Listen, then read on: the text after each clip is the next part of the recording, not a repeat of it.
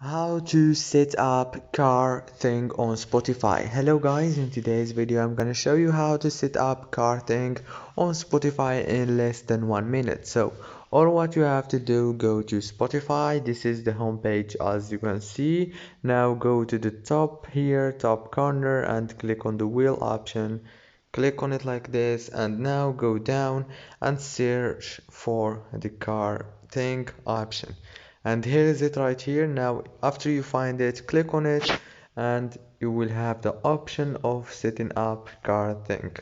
Click on it and click begin to set up, and everything will be done easy and fast. If this video was helpful, please don't forget to like and subscribe, and thank you so much for watching this video until the end. See you later. Thank you so much.